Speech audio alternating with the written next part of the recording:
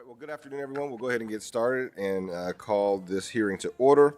Thank you for joining us for this participatory budget pilot public hearing.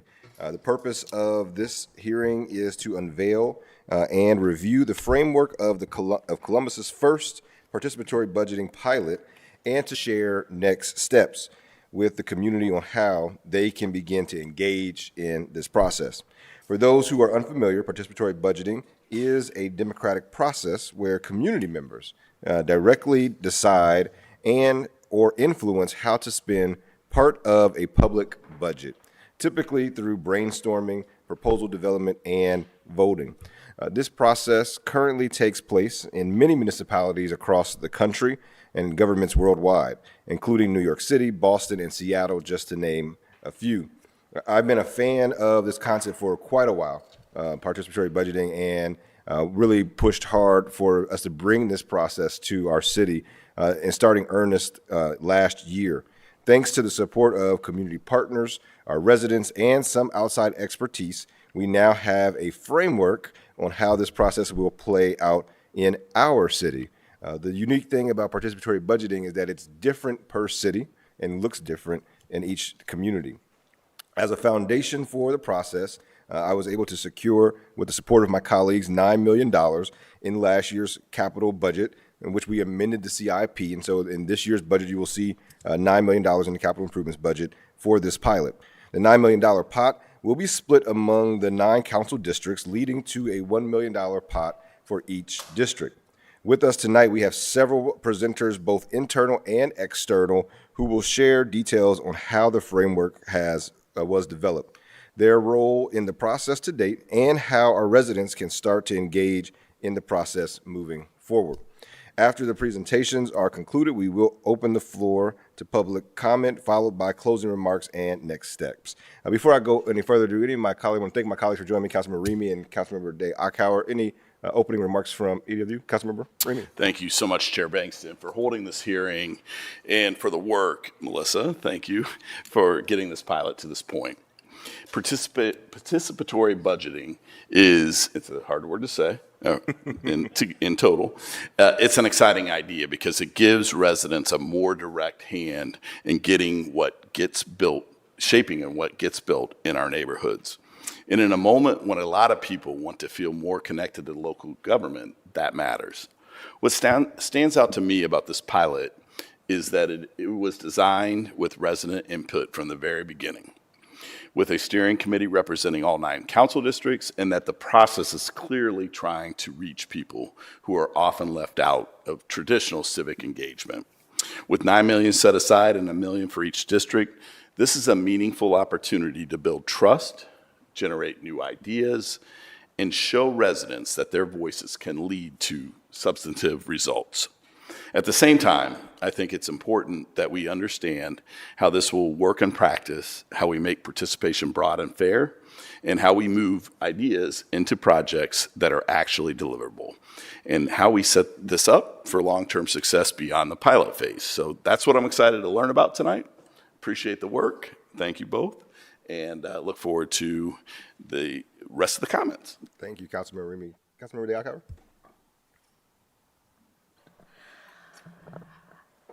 When this whole thing started, I had the general understanding of what it was, but the amount of work that this committee went into to kind of create the structure to make it happen has just been really impressive, because it's real easy to say, well, I know what to do to, get input to spend money in a community, but to create a structure so that we can ensure that that the people really have an opportunity to participate in ways that are meaningful is just a really exciting project for me. So I'm looking forward to hearing where y'all are at right now.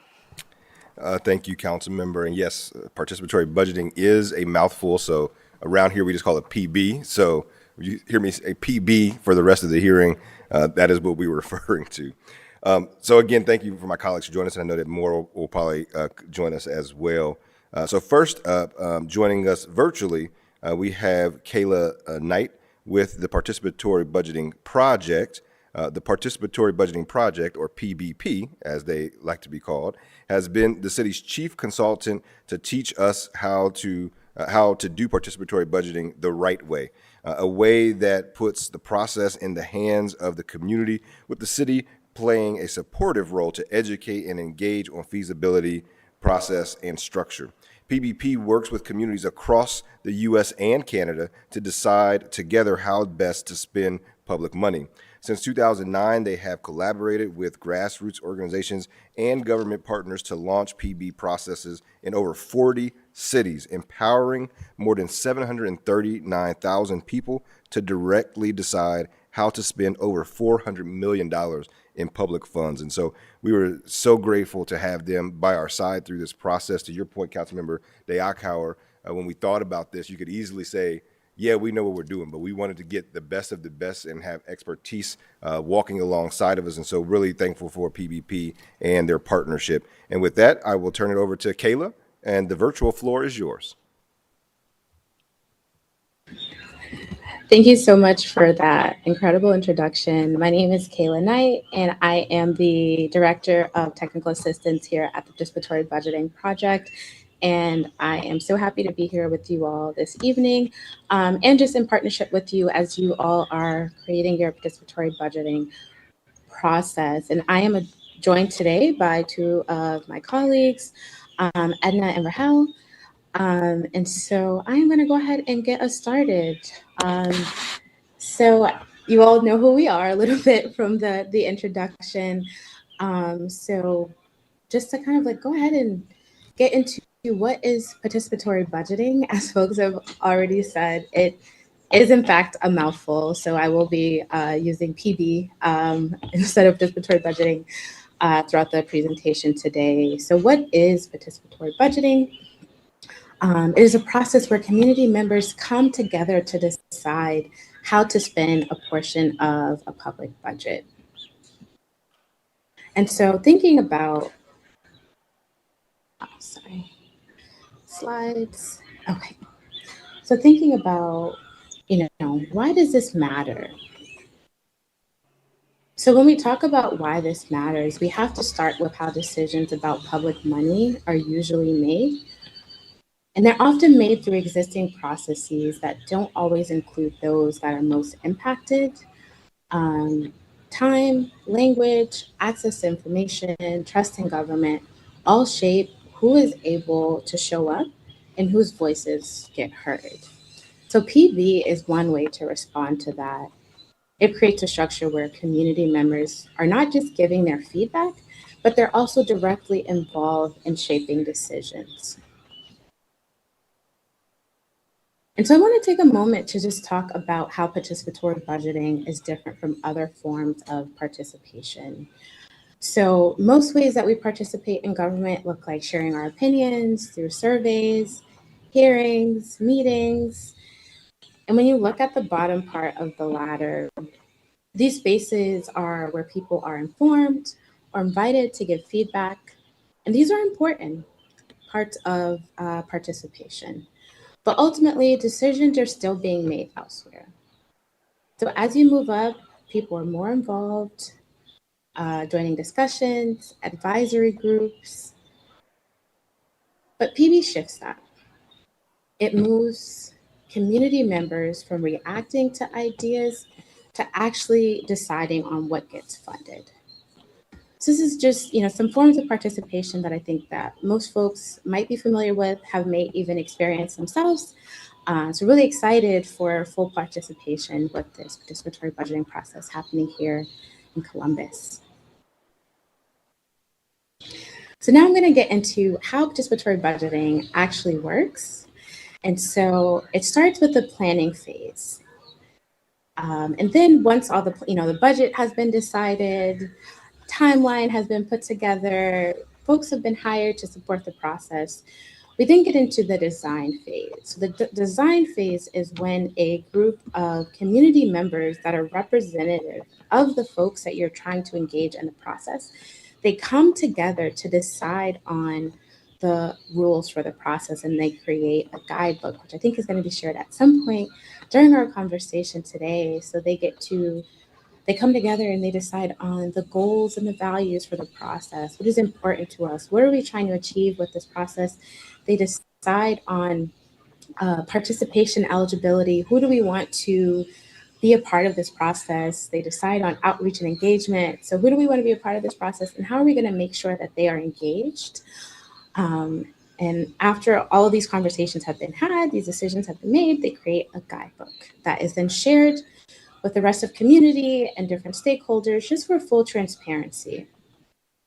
Next is when the process is opened up to the broader community and folks are invited to share how they would like to see these funds spent through a number of different ways. It could look like having events. It could look like having an online platform where people can share their ideas, which I know is something that we'll also be talking about today. And after all of those ideas have been collected, they are then reviewed and vetted based on a criteria. The criteria that I have seen used the most usually looks like, thinking about, is this idea something that we can do? Is it feasible? What is the significance of it? What is the impact on equity that this idea is going to have? So a group of community members called budget delegates or proposal developers come together, they review all of these ideas, and they think about these big things that I was just talking about, like the significance of this idea, the impact that it's going to have on equity, and they narrow down that list and they decide which of these ideas they would like to do further research on and turn into project proposals. Those proposals that they narrowed down are the ones that eventually end up on the ballot. And so that is when we move into the vote, and more community members are brought back into the process again, and they're asked to vote on these projects that are on the ballot. And so the winning projects are funded. And then after, there are conversations about, thinking back to the beginning of the process, what were the goals? Did we achieve the goals that we set out to? Did we involve the people that we wanted to involve in this process? Who showed up? What was their experience? So really evaluation is happening at every phase of the process, but that kind of final reflection happens at the very end. And then all of that information is used to inform the next cycle of participatory budgeting. And so centering equity and participatory budgeting. So when we think about good PB, I think what comes to mind for practitioners of this work is thinking about money that matters, right? So wanting to use money that gets people excited and they feel like, this is something that they want to show up for, and they know that their voice is going to be heard and that their voice is going to have an impact on the process. And I know that is something that is happening in the city of Columbus with the size of the budget that you all are using. Really, you all are using money that matters. Thinking about community leadership, the people closest to the issues help lead the process. The PB works when power is being shared.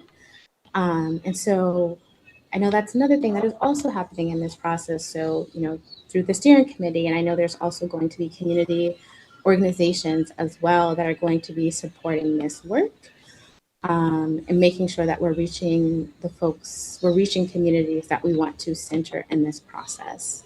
Thinking about inclusive design. The process is designed so more people can participate, not just the folks who are already showing up, already engaged, already participating, and thinking about the forms of participation that I just talked about. So how are we designing a process so that we are limiting as many barriers as possible so that people can show up, as their full selves and be able to participate in this process? Thinking about intentional outreach. You can have a really well designed process, you can have a significant size budget, but if you are not meeting people where they are, you're not really centering equity in the PB process. And on this note of centering equity, thinking about, at the different phases of the process, like really going back to equity and thinking about the decisions that are being made. Are we centering community voice here? How can we, better be doing that? What PB makes possible? So is some of the impacts of participatory budgeting. from all of the experience that we've seen, again, we've been around since 2009. I have been at PVP for about 6 years now. And so some of the impacts that we've seen in this work is that participants are more likely to vote. There's also an increase in civic engagement. Once people get involved and they see what it looks like to be a part of these kind of processes, what it looks like when their lived experiences and their voices are centered in this process, they want to continue to be engaged. There's also more collaboration. Sorry about that. There's also more collaboration between local organizations that are happening, as it takes more than one organization, more than one person for there to be a successful process, right? So there's a lot of collaboration that is happening.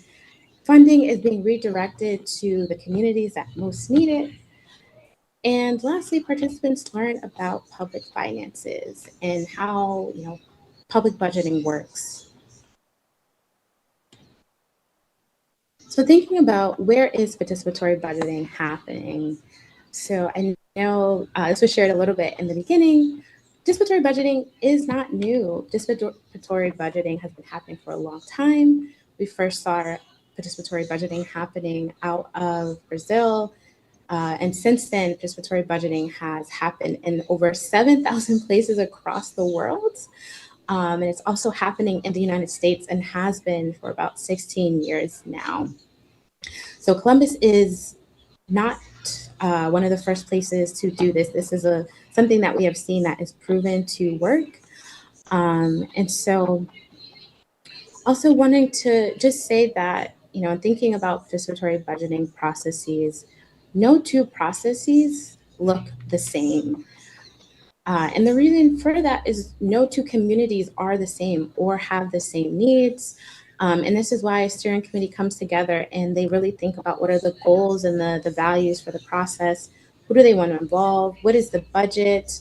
So even thinking about, I know Boston was one of the examples that was shared at the beginning of the process. So I am from Boston. I was a part of the first youth-led participatory budgeting process that happened in the country. That was a very specific process. That was a youth process where people between the ages of 12 and 25 were involved in the process. You had to be between the ages of 12 and 25 to vote. So that was a very specific process for that context. And there's so many examples of the different ways that PB looks, just given the context and the goals of the process. And so really excited to see all of the amazing work that's going to happen through this process. But that concludes my presentation, and I am happy to open it up for questions. Thank you, Kayla, for that presentation. You kind of are leading into one of the questions I had there at your last comments around no one process looks the same. Even with that, as we think about this as a pilot for Columbus, is my goal that this is something that we continue to do. But even in a city, do you see that process change from year to year based on who the steering committee members are and what have you? Is that something that's typically seen? Yeah, I would say that we do see changes in the process from year to year, because I think it's going to depend on what are the goals of the process every year. And so what we see is steering committees build on the work that is already happening. So reviewing the last guidebook and really reflecting, do we still want to prioritize these communities? Are there other communities that we might want to prioritize in this process?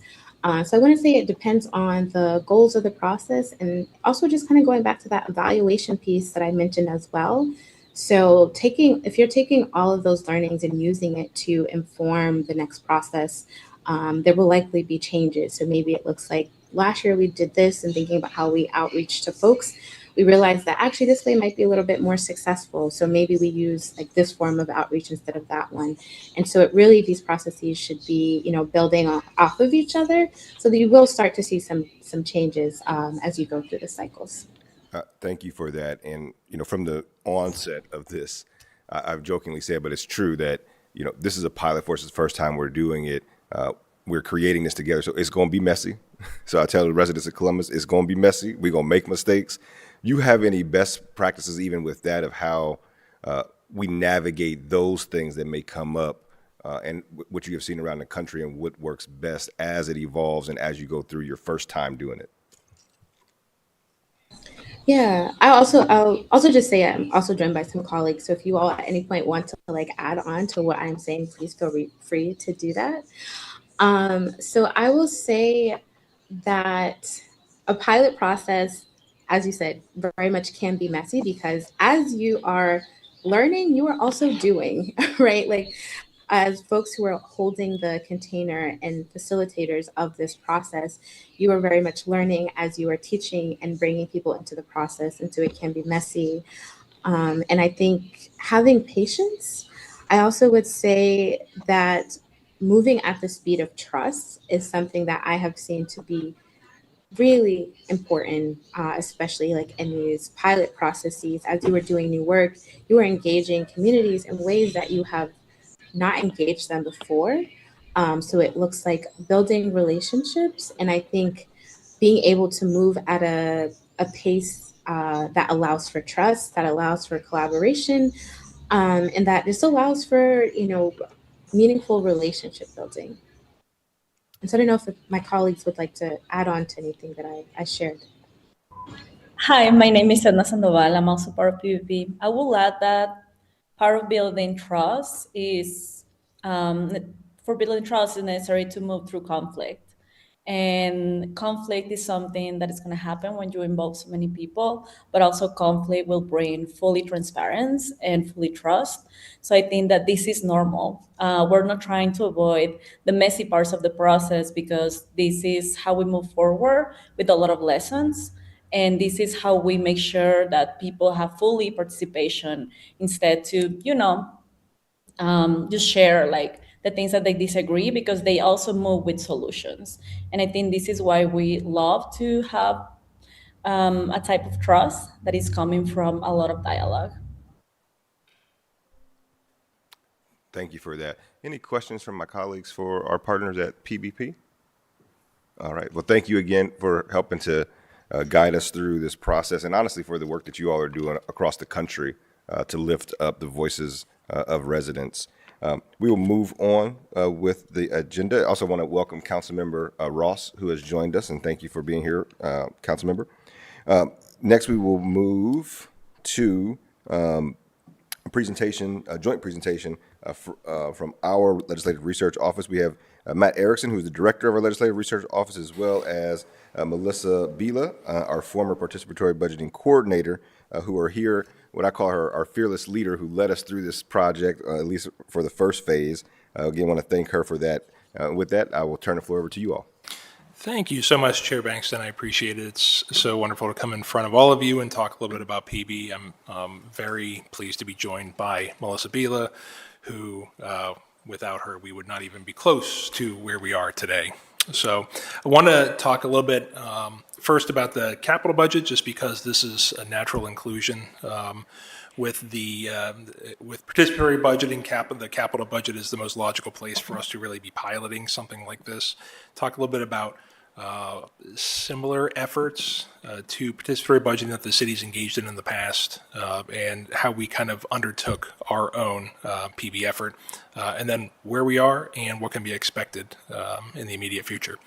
So this is a sort of very reductive primer about the capital budgets, but for anybody who may be unfamiliar with some of the city's financial processes, we do traditionally pass a capital budget every single year. The capital budget represents what council has authorized as the plan for investments in permanent improvements in the city. Those tend to be the things that you see, touch, and feel. Again, a very simple differentiation, and it's necessary to make this differentiation because, of course, whenever council members are out in the community and we are talking about neighborhood investment, it's always going to be a mix of residents' requests that are capital or they're operating or somewhere in between. And it can be challenging for us to talk to residents about where are the most pragmatic points of intervention to try to influence those processes. So again, the operating budget, which council passes every single year, funds people and services. Again, it's overly reductive, but it's a simple way to understand it. Contrast, the capital budget funds things. It's how we pay for roads and sidewalks and rec centers, police and fire stations, pretty much the entirety of public utilities infrastructure as well. The operating budget council adopts every single year. It changes every single year. It functionally resets every single year, starts at zero. We budget for the entire year. We spend down a budget throughout the year. Capital budget, because projects are multi-year in nature, the budget for a single project doesn't change every single year. It changes if it is increased by an action of council, or if spending occurs, or if priorities are redirected elsewhere. Otherwise, the easiest way to think about it is that the capital budget essentially replaces the prior year's capital budget. It's entirely debt financed. I think it's safe to say it's entirely debt financed. The city tends to sell bonds or incurs loans or other debt instruments in order to finance projects and then pays them back over time. We do that primarily through two separate mechanisms, the income tax set aside and through utility charges. The latter is much easier to understand. Through utility charges, obviously, the entirety of public utilities infrastructure tends to be paid back through rates, through customer bills for sewer, water, electric charges. There are riders added to that in order to pay back the debt that the city's incurred for that infrastructure. We refer to that as enterprise debt. Pretty much everything else is considered general obligation debt, which we tend to pay back through what we call the income tax set aside. 25 cents of every dollar that the city receives in income tax gets set aside and is used to pay back our general obligation debt over time. And of course, in combination with council, the administration, and the auditor's office, there are a number of policies and financial management principles that the city leverages in order to ensure that we are being responsible with our debt management, with our debt issuance, and our ability to prioritize projects. I think when talking about the capital budget with residents who may otherwise be unfamiliar with city processes, it's very important to note that, my other asterisk for this is the fact that projects obviously take years. There is going to be a perpetual stereotype about the slow wheels of government, and that's understandable. I would note that to a degree, some of that is very intentional. Some of that was developed organically over decades, that you see some of these processes in place that can be tremendously protracted, like right-of-way acquisition and bidding and procurement processes. Those are protracted for a reason. And it has, again, developed over years, pretty much for the purpose of making sure that the government doesn't walk onto your property and start doing things on it without the necessary authorization. And so there are a number of steps that are in the process of any capital project that are going to inherently make it take a little bit longer for people to make decisions about what they want to see in their neighborhoods and then actually see the manifestation of that decision. In terms of the city's prior efforts around participatory budgeting-like initiatives, the most obvious program is the Urban Infrastructure Recovery Fund that was created back in 1982, championed by then council member, possibly council president, Mike Coleman, which he then carried into his administration when he became the mayor. The original intention was an acknowledgement of older neighborhoods that had seen a lack of investment and trying to vest some of that investment's influence in the residents of those neighborhoods.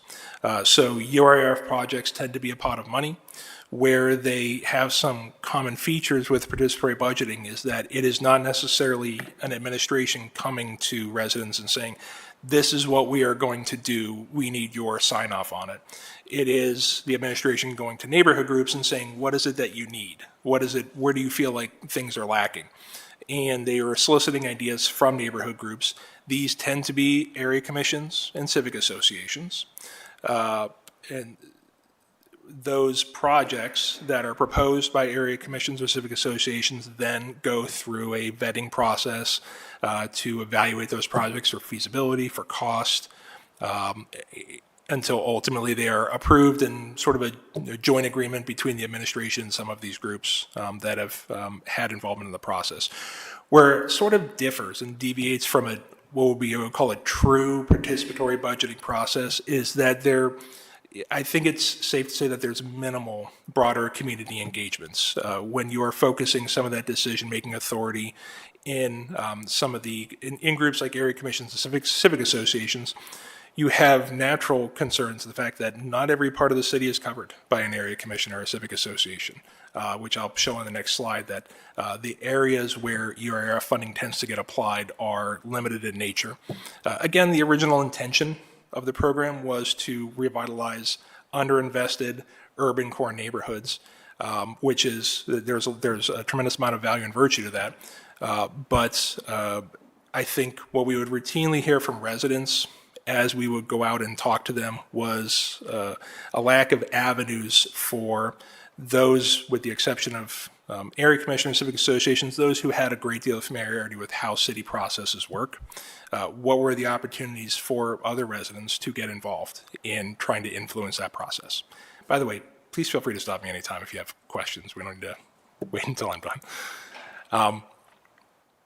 This map here shows where UIRF funding has been concentrated, has been budgeted, where projects are currently being undertaken, where they are planned, and where investment has occurred in the past. So as you see, where actual funding has been applied is limited to just those areas in blue. And I already noted this. Again, the impetus primarily for undertaking this was that sort of chronic concern. I think that sorry, Councilmember, I don't want to speak for you and your reasons for undertaking this, but at least in my experience here, going through capital budget processes year after year, was a routine feedback that we received from residents that they did not have enough opportunities at that stage where a capital budget was being formed, where spending decisions were being deliberated, to have some degree of influence. There's the idea that there was a lot that was already done, and their intervention points were limited from that point forward. And I think generally, as Kayla sort of talked a lot about in her presentation, the virtues of PBP, that we see broader value in being able to mobilize residents just beyond the capital budget or beyond a pilot program of $1 million per district. That's being able to take residents who are otherwise uninvolved with city processes on a regular basis, being able to provide them with information about something that is otherwise seems somewhat inscrutable and impenetrable, and delegating them with some ability to have some influence. We saw that as being positive beyond just this capital budget process. And so, in order to actually initiate this, last year during the 2025 capital improvements budget process, there's always a parallel product called the Capital Improvements Program, which is the longer term outlay for how the city is going to be making investments in certain areas. The council amended the 2025 to 2030 CIP by adding $9 million in funding for 2026 for this year's upcoming capital budget. Likewise, I think Kayla mentioned some of this, but beyond just the capital funding, the dollars that will be supported by debt in the city's capital budget, for a true PB process, you also need some operating resources as well, because again, it's not just about the projects, it's about reducing barriers for participation for residents. And so, why have we traditionally seen participation by only a small handful of residents? There are a lot of residents that have barriers for participation, such as childcare, things, basic essentials, such as they might not be able to attend a public meeting that doesn't have meals available, childcare, access to locations. So we have earmarked some funding in the operating budgets that will be leveraged by other community organizations to try to reduce those barriers to participation. We brought on an AmeriCorps Vista program member for about a year, Melissa Bila. Could not have been luckier finding Melissa as an incumbent for that role, and assuming leadership immediately in taking over this program. And then we also hired the Participatory Budgeting Project, as Kayla spoke, as an expert consultant organization that's cultivated a really strong reputation for working with other major cities around the country on their PV initiatives. I think with that, I'm going to turn it over. Yeah, and really quick, Director Erickson, to kind of stick with that line of the impetus behind this and UIRF and some of the other things that we have done. And you could correct me if I'm wrong. UIRF was also a fund that wasn't designated to different parts of the city. It was a citywide fund. And so we were taking really a list, if you will, from different area commissions, and still there was this competition or competing interest of which projects would get done. Whereas with this, we know that what the defined amount is. Now, given the size of the district, I understand, but it's a pilot process, so we wanted to start small. And I would also, just to clarify too, part of our process in this, and you'll see that I think Melissa will go through, is also evaluating those projects that they can actually get done. We wanted to really have bite-size, if you will, projects that we know that could be shovel-ready, get in the ground, and get done for residents. And also just to clarify, this doesn't, I think, exclude how we will want to engage with the community and community leaders around the capital budget. And I would argue, I would think the capital improvements program is really where the energy of our community leaders should be focused, because a lot of times when we're talking about the issues in our communities, it's the large things like sidewalks for 2 miles or street lights in this or a rec center or parks, which are not things that would ever materialize in a capital budget, because the way, as you said, the capital program is a 6-year outlook. And so a lot of these projects that we see in the capital budget are things that are, I don't want to say already baked, but they've been planned out for some time.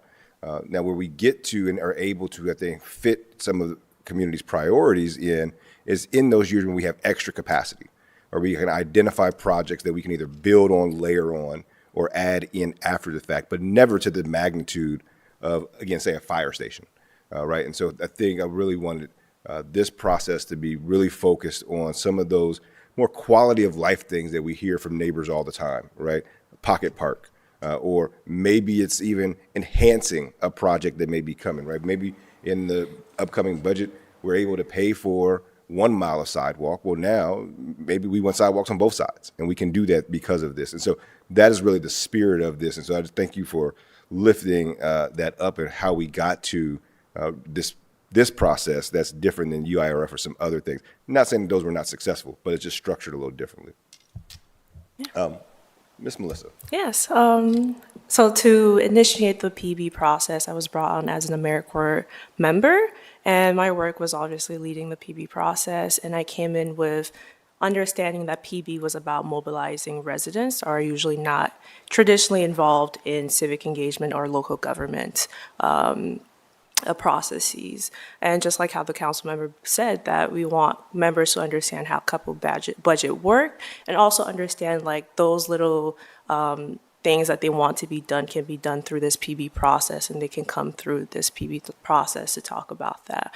We also wanted to, going into planning this process, we also wanted to make sure that we're looking at the neighborhoods, the district that we're going to be working with, that we're going to go into with PB, and understanding their demographic as well, and understanding what investment has been made through other council processes. And we want to go through this with an equity lens, which also reflects on how we selected our steering committee members and as well as our community organizations. So through the steering committee member, obviously PB is a community-led program process. So what we wanted to do is to select steering committee. We had decided to reach out to our community organization here in Columbus and ask them to nominate about, I believe it was 6 to 10 maybe, residents or constituents that they serve, constituents that they believe will be a good person for this steering committee role. Once they had given them their nomination, we reached out to those members, to those residents, and we asked them to come and invited them to come to the informational session to learn about PB and also learn about this role. Through this process, we're looking for residents that are currently making an impact in their neighborhoods, but not only making an impact in their neighborhoods, are willing to learn how to make an impact in their neighborhood, and they have passion for their neighborhood. They're invited, they learn about PB, and we asked them to be selected as a steering committee to to fill out an interest form. In that interest form, it allowed us to evaluate what works are they doing in their neighborhood and what works are they willing to do to improve their neighbors, and also have their neighbor and neighborhoods to involve themselves in the council PB process as well.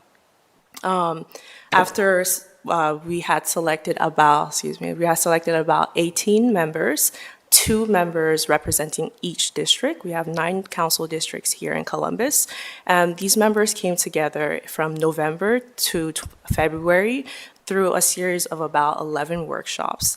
Through those workshops, they worked together to create a guidebook, which is we're going to talk about later.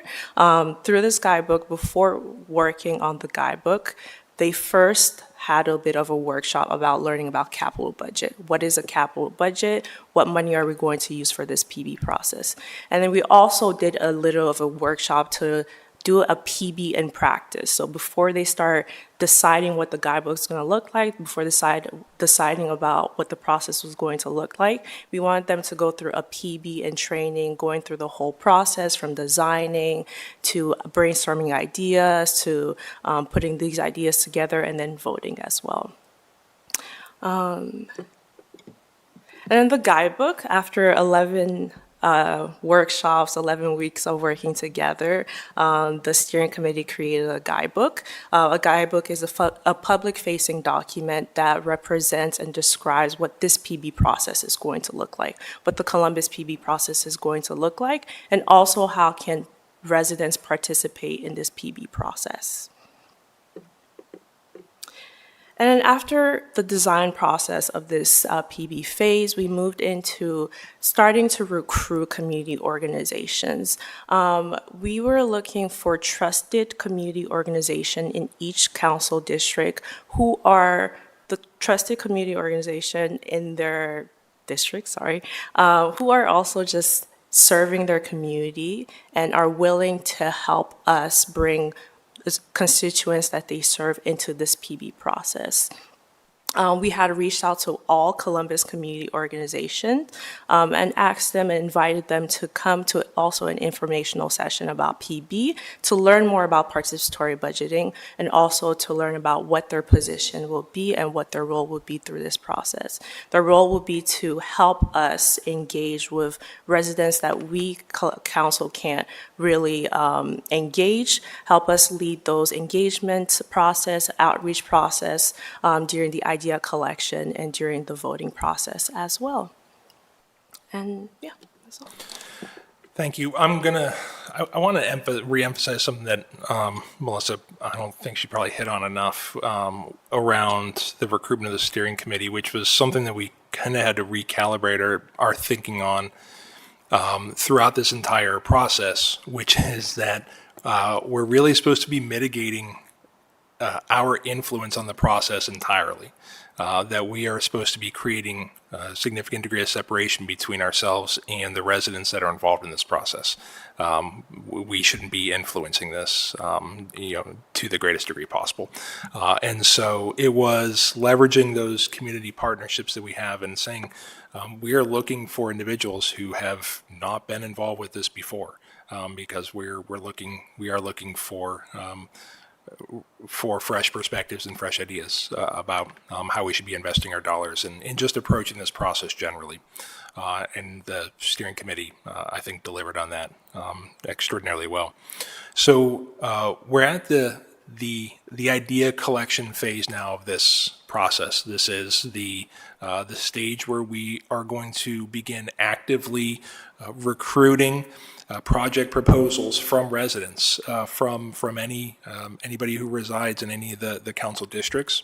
We're going to hear a little bit later from Common. That is the organization that's going to serve, or at least the Common platform is going to serve as the host platform for Columbus's PB initiative, which will include a site for project submission, proposal submission, a repository for all of our information, including the guidebook. And I think we're expecting to undertake that shortly.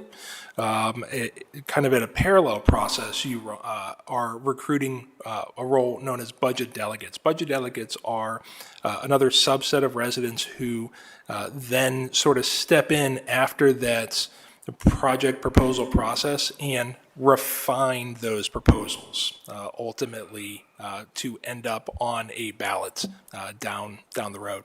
They'll be engaging with city council, with city administration staff, with residents to evaluate those proposals that they want offered to residents of the district that again ultimately end up on some kind of ballot, some kind of voting mechanism. That is again an open point of discussion amongst ourselves. I actually want to let the steering committee talk about that more than anything else. I'm happy to take any additional questions. Thank you, Director Erickson, and thank you again, Melissa, for all your work on this. Any questions from my colleagues? I don't think I have it. I think after we hear from our steering committee representative, I will. I just do want to reemphasize what you brought up, Director Erickson, and I think that Lawrence can attest to this, is that when we put together the steering committee, one, those recommendations came from outside community agencies that work every single day in our community to lift up those names. I went to the very first steering committee meeting to kick it off, and I told them very directly, this will be the last time you see me.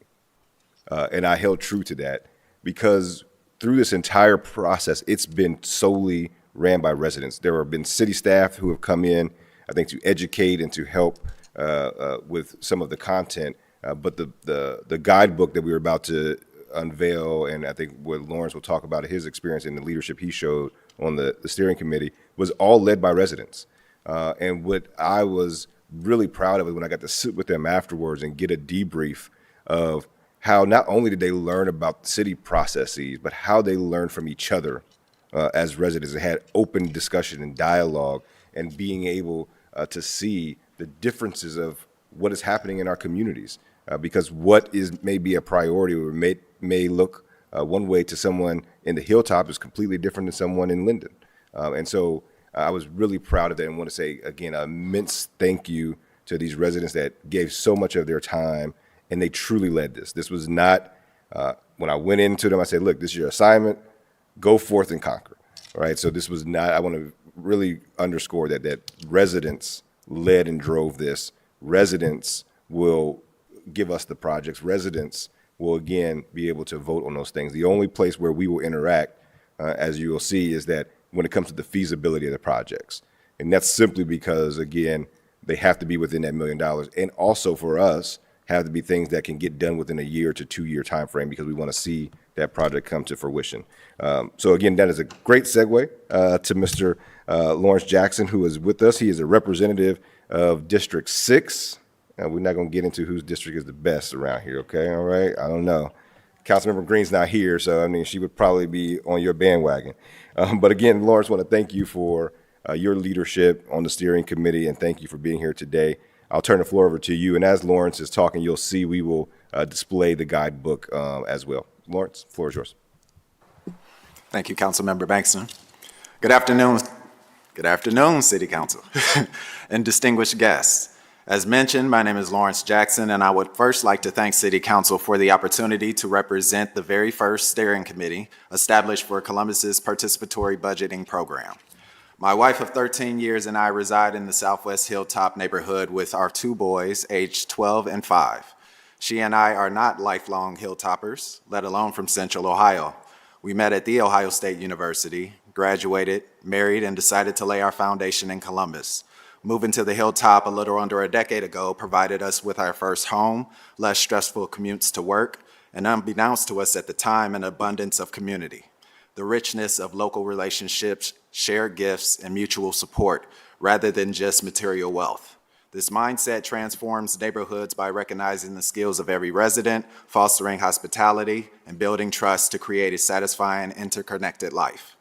As a millennial, I feel compelled to have a responsibility for utilizing my talents to best represent my generation. We prioritize personal fulfillment and social responsibility, our civic duties. For almost 10 years, I have served as an election official. I am the personable guy that ensures that voters have a lasting experience while exercising their right to voice their opinion, but also the guy that the team depends on for direction and accountability. My mindset is, if not me, then who? And I believe Councilmember Bankston stood on top of the people's house and shouted, "Avengers Assemble," gathering a group of like-minded human beings to signify unity and the start of this massive collection effort. I approached this opportunity green, and that's no play on words from my district representative, the best district. Political science was never a strong suit of mine, and in fact, my first big boy job was serving as the administrative assistant to the minority leader of the Ohio Senate. During my interview, I was advised of my start date and then advised to head down to Barnes & Noble to pick up Politics for Dummies. That was a long year. Each subsequent opportunity to learn and advance my understanding of the political landscape is a journey I meet with unbiased lens. Participatory budgeting is a democratic process that gives ordinary people like me direct decision-making influence over a portion of a budget, especially with those perspectives often excluded from civic processes. Our mighty group of committee members come from all creeds of life to prioritize inclusion, transparency, accountability, some of the very nouns the public uses to display their insecurities with politics and political figures. We weren't elected, rather recommended by people who genuinely believe that we will approach this challenge for no underlying reason other than to get this right for the community members we represent. Hence why we decided to call this Our Voice, Our Choice budget. Committee members have worked together since August of last year, developing the processes and procedures for the community to ultimately voice their opinion without the influence of city officials. In my mind, I'm the only one that lives up here, if citizens don't change or don't vote when the opportunity presents itself, you basically have given away your leverage to object decisions made on behalf of the people. The committee's next steps include leveraging ideas and conversations with key stakeholders within our communities to ensure that everyone is aware of this initiative and is prepared to possibly voice their opinion when the time comes. I thank you for your time and opportunity to share today with the council. It was an honor to be here today and continue my efforts with the Participatory Budgeting Steering Committee. Thank you again, Lawrence, and even down to the name of this, Our Voice, Our Choice. I didn't have a choice in it. The committee came up with it. They actually sent me like the list of options that they have. I said, oh, I actually like this one more, and they came up with something else. But anyway, if you could, Lawrence, just really quickly, just give us some of the reflections of, I think, the process, what you took away from it, and honestly for us, feedback on how we can build and strengthen it for next time. Yeah, I think the opportunity to, again, like I stated before, to sit around the table with like-minded individuals who really care about their community, they care about their inclusivity in this process, and to give it your all. As Melissa talked, we've been meeting since November of last year, over 11 weeks of grown adults sitting around the table in the evening with their families at home, just leaving work. And you take every opportunity that you can to give your best when that opportunity presents itself. This is the first time that we're doing it in Columbus. Like, we want to get it right just as much as you do. So to be in the environment of other like-minded individuals was really a blessing throughout this process. Thank you for that. Any questions for Mr. Jackson? Councilmember? I just have one question, but first I want to say Hi. to you, Law. And when you go to Ohio State, like there's so many people that are around, but I just remember seeing you all of the time, and then somebody said Lawrence. I was like, no, that's Law. But it's so good to see you, and so good to have you engaging with this process. I actually wanted to know, because obviously the $9 million split amongst 9 districts means just $1 million projects. However, I think the conversation of what is needed in those areas, I would be interested in understanding, like even the the bigger, broader projects or the bigger, broader needs. And so I was curious as to how you were reporting back on those things that may not fit within the boundaries of the participatory budget process, but are still things that the community is very much interested in seeing happen, and how then we could better advocate for those things on a bigger level. I'm glad you asked that. I recently met with Councilmember Green, connected with her last week, and that was the purpose of my call, because this is about the people's choice, the people's voice. I also want her to know that I am still here to leverage any type of activities or anything that's already going on in the community to where this $1 million gets stretched as much as possible. We already know what $1 million looks like. Councilmember Bankston spoke towards it. You're talking about a slither of a sidewalk. You're talking about maybe some murals on the side of a few buildings. But how do we be intentional about the limited funds that we do have? We see it across the board. I see it in my work where our limitations are there and apparent when it comes to funding, right? So how do we get to the bottom line of what is really needed in the community? And that's by going out and engaging with those leaders that are already doing the work and saying, hey, you've got another voice over here. Let's see how we can just team up and give our best effort to the community. Because we only got a limited time, we got limited resources. What do we do now to be intentional in the time that we do? So would you say that's just the prerogative of each steering committee member on engagement back to their district representative, or is there a formal process by which we could maybe even implement the next time that we do this so that there is formal reporting back on, these are the things that we think we can do through the participatory budget process, these are the larger things that we are still hearing from our community members about what needs to be done as far as infrastructure and investment back into the community, just so we have a broader idea? Because I think the process by which you all are taking is bringing in folks that aren't generally brought into the conversation. And I'd be really interested in understanding what folks are saying with regard to what they need in their communities outside of what we generally hear on a consistent basis. Sure. We don't necessarily have a plan across the board when it comes to what everybody's approach to this looks like. The overall idea is that you get with your community leads, you go to the area commission meetings, you go to anything and everything that you can get acclimated with the people and understanding what the needs are, what the desires are of the people, not having such a structured process to where you have to follow these guidelines. My process is going to look a lot differently in the Hilltop as opposed to like the East Side. So I just feel like that's when we're going to be developing the blueprint moving forward to where we can set something up for years to come to say, hey, this is what we did the first year. These were our pitfalls. Like we've had those. We ran into those along the way. And how do we improve it moving forward? Got it. Yeah, and Councilmember, I'll jump in there as well, that a part of this process is each district will have a community-based organization that will be leading the effort. And so we were getting that information back at the end of the day of what all the projects were. And then two, as PBP said, is one of the best practices, there will be an evaluation period after it as well. I think, Mark, can you put up on the screen the guidebook again? I'm not sure who was controlling that. I do want to point out too what the steering committee did, because even when we talk about $1 million, I really need glasses, y'all. There's a page here I just wanted to see.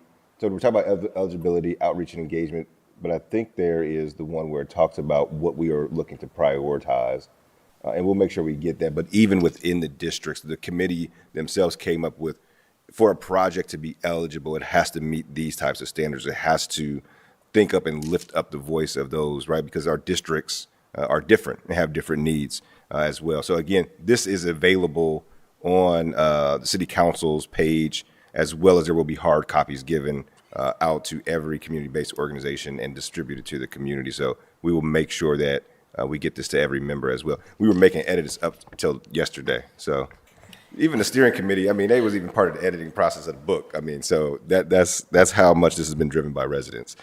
Before we move on, any more questions for Councilmember Remy? Yeah, thank you for the work that you put into this. And I just wanted to maybe understand what residents on the committee felt, how the city, what do you most want to see the city to understand where traditional engagement falls short?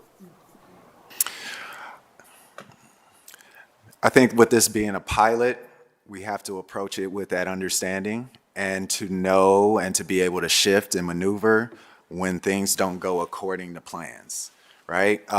So I think transparency, remaining transparent throughout the entire process, which we didn't necessarily have an issue with, but remaining transparent, maybe understanding what our timeline a little bit more now, to where we need to make the shift into another piece of work that we need to be working on. Yeah, I think that would be the basic one. Again, looking at it as, and not to say it was basic, but to look at it as the pilot approach. Yeah. And then, like, what would make residents in your district or across the city feel that this process was genuinely yours rather than just another city program?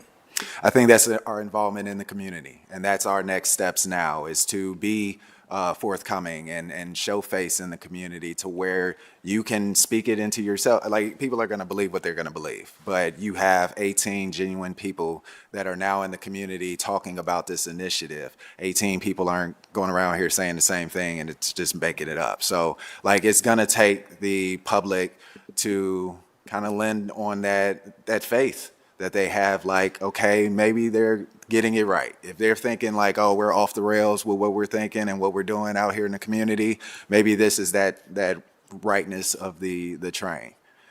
So I feel like us being in the community, more of the community members speaking, more of the community leaders, going back to your point of those organizations in the community, just the communication around this entire process is going to liken the possibility of them believing that this was genuinely their decision. And finally, as this project moves forward, what would you like this council and city staff to protect for you in this process and as this work moves forward? Our values and principles. We spent a lot of time on that. You have a lot of people from a lot of different makeups, like I said, creeds of life. Chose that on purpose because you had different religions around that table. You had different backgrounds. You had a new American, probably more than one, but one evident. You had black, brown, white. Everybody was sitting around the table and they were being heard. That was the biggest thing. One of our steering committee members said, I don't speak much in general. And so that's why I haven't really voiced my opinion throughout this process. And I feel like the feedback from the steering committee really upheld him to say, hey, no, we need you to speak up more. Like, you're the reason why you were selected to be on here, so we need to hear your insight into this as well. So we're getting it right from your perspective. So I think the values and principles that we have laid out at the very beginning, they should be the thing that you hold on to most. Thank you so much. Appreciate all the work that you guys have put into this. Thank you. A lot. Thank you. We will now move into one final presentation because we do have one speaker here. I want to make sure that we hear from them. We have another partner coming alongside us, and that is One Project. This is the organization behind the platform Common, which will serve as the website and one-stop shop platform for the remainder of the participatory budgeting process. With us virtually, we have Ilana Jacobs and Zaana Hall from the One Project team to give us a presentation. I will turn the floor over to you all. Thank you so much, Councilmember Bankston. It's really great to be here with all of you. My name is Ilana Jacobs. I'm head of platform at One Project. I'm also joined, as you mentioned, by my colleague, Zaana Hall, who is focused on partnerships and platform development.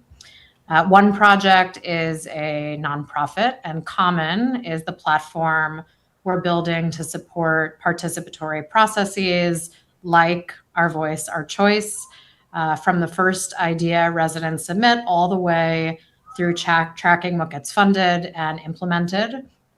We built this because we believe, like all of you, that when citizens are meaningfully involved in making decisions that impact their lives, you get better outcomes for everyone. So we couldn't be more thrilled to do this alongside Columbus.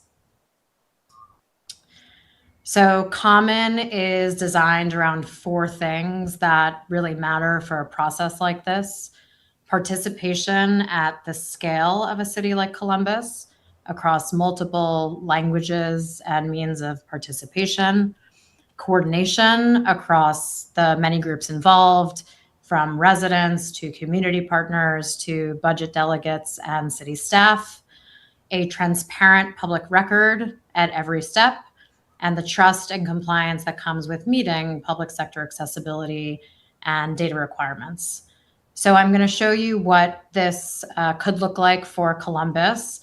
We're actively designing how the platform will support Columbus's process, along with the council team that's supporting this initiative, as well.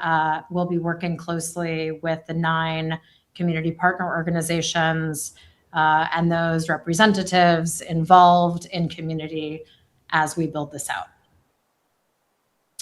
So this is an introduction to Common, helping people decide together how to use their resources simply, intuitively, and effectively.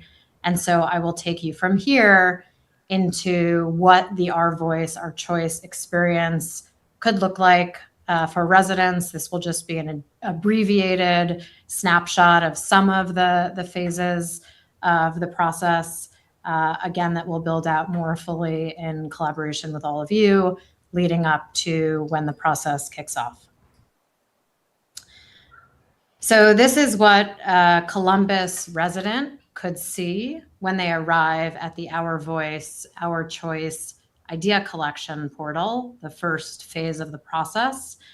At the top, you can see a full timeline of the process, idea submission, community review, resident vote, and results.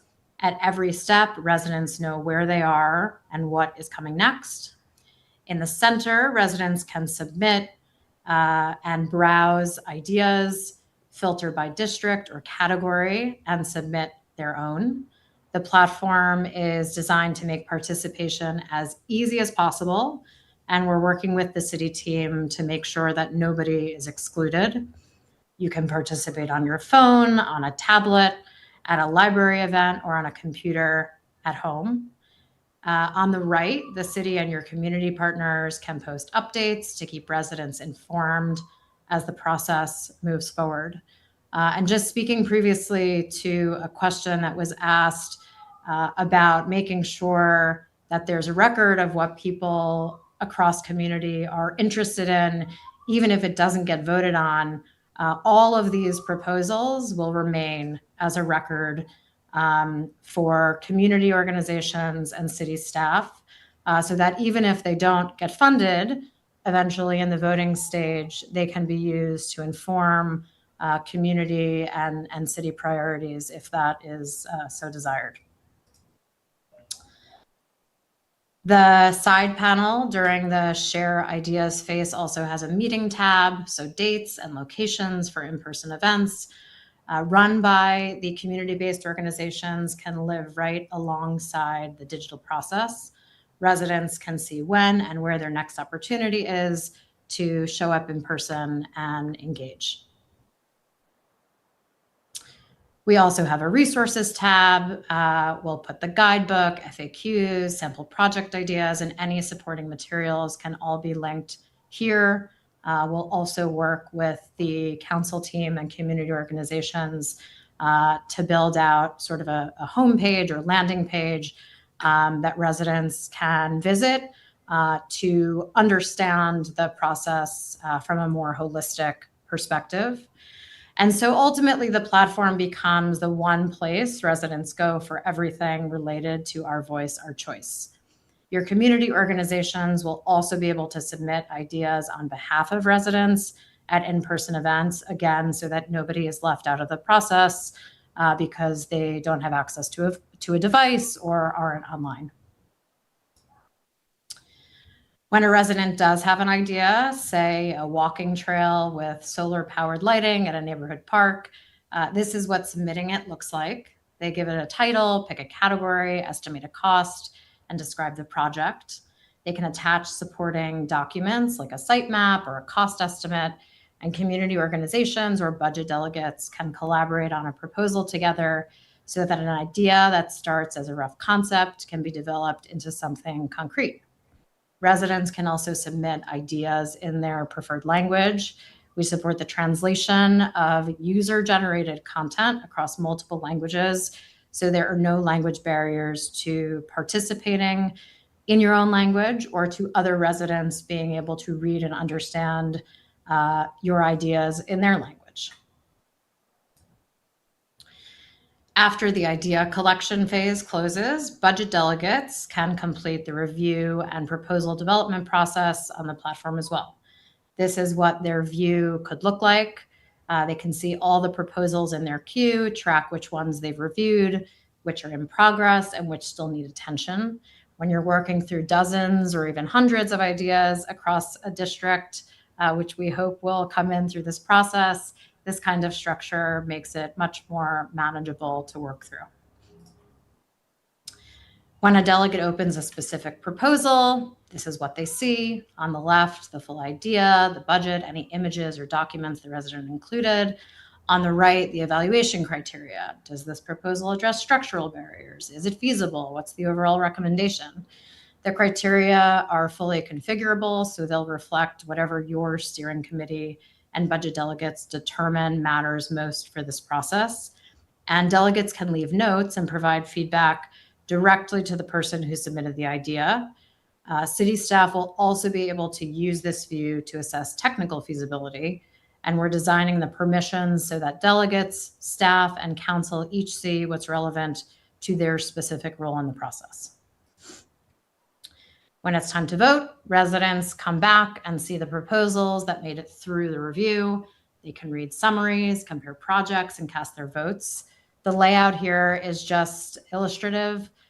For Columbus, the goal is for residents to prioritize projects within their district's $1 million allocation, as we just heard.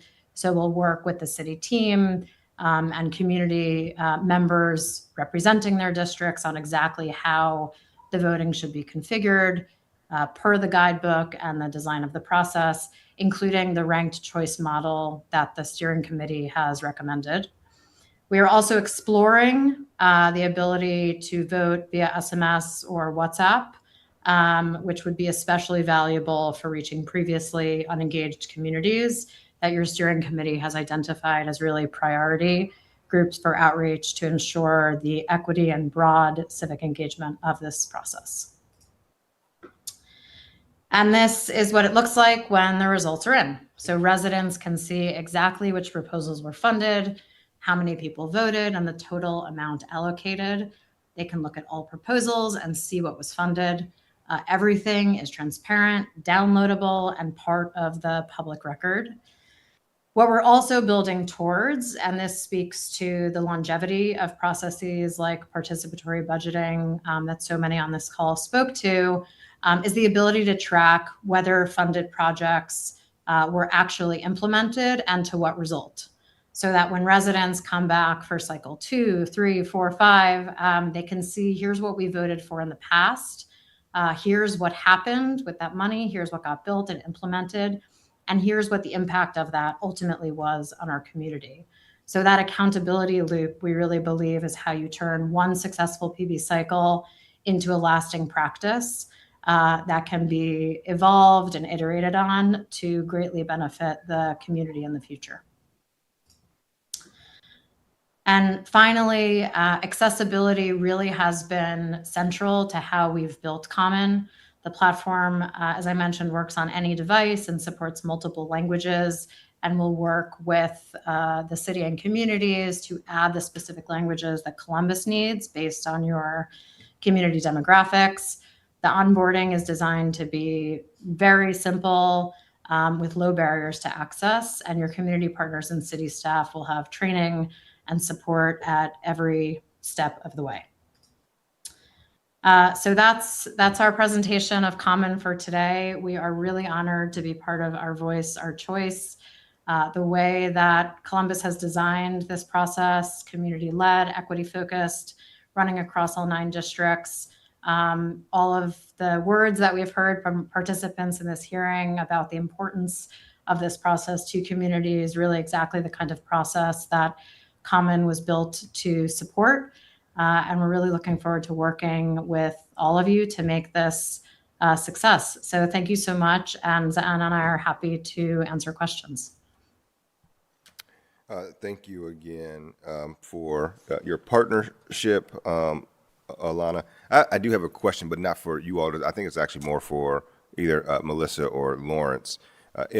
One, we want to utilize the platform, and I'm really excited about Common because this is something they've done across the country, and we'll utilize technology as much as possible. But did this come up in the steering committee on voting? Will there also be in-person or other options for folks who may just want to do that versus going online? Yes, that did come up in our discussions. We're trying to utilize every option that we have. Obviously, for the younger generation, they're going to want something digital, some type of app that they can download. But then you have those people, like I said, I work the elections. You just have people that want to vote on a piece of paper. Like, I don't want to vote on the machine. I don't trust the machine. So you're going to have that. So you want to have that opportunity too, and that transparency as well. If we put everything behind the app, then they're going to be asking questions about like the data connectivity and all of this thing, the data collection and things like that. So I feel like if we have something face forward, that they're able to come in and actually do the entire process in person, I think we should utilize both. Thank you for that. Yep. And for the thoughtfulness. As a politician, I tell folks there's many ways to vote. I encourage folks to go vote early. I'm old school. I go vote on election day. I like to go see my poll workers, and so it's just a preference. Alana, I do have one question that I just thought of is around, to what Lawrence was saying, around the data collection.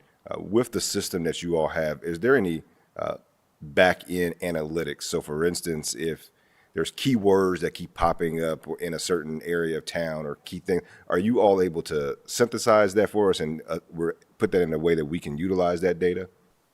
Absolutely. Yeah, we can definitely support that.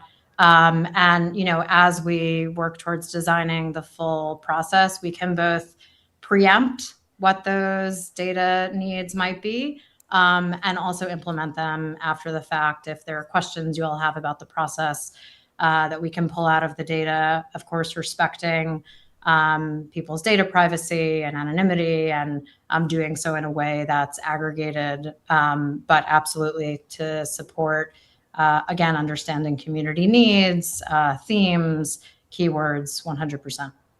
Thank you for that.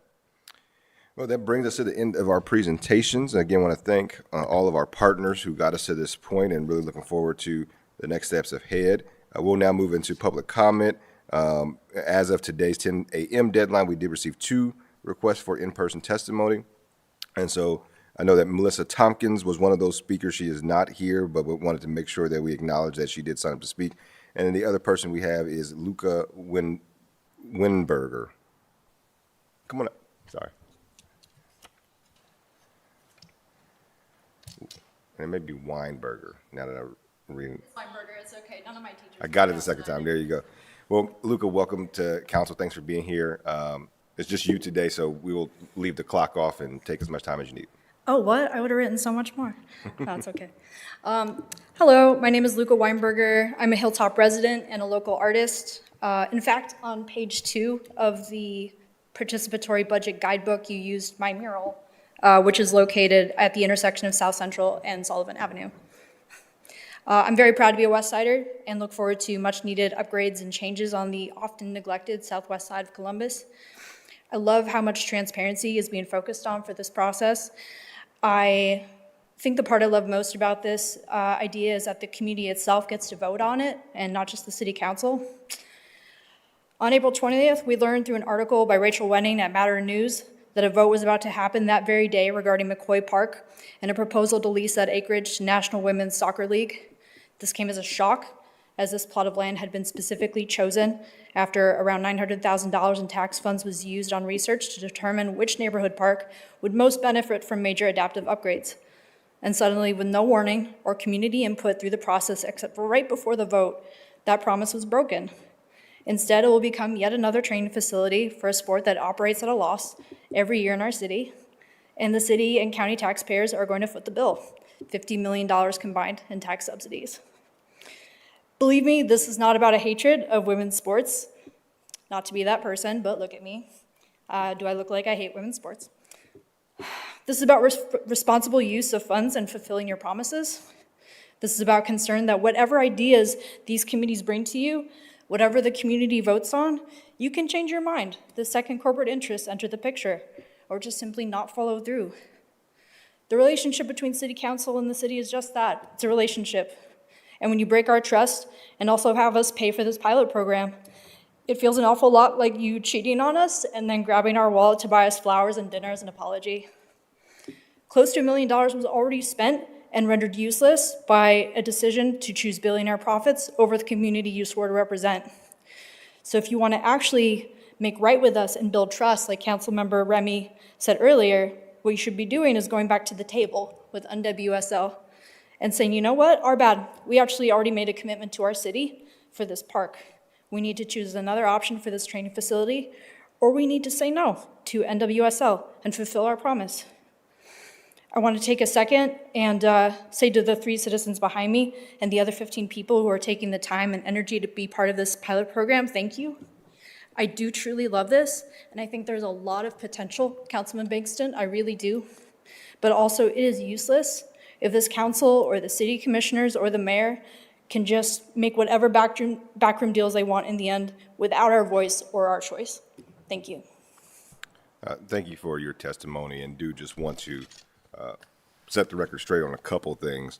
One, I think it demeans the work of 18 residents who have been working on this since November of last year.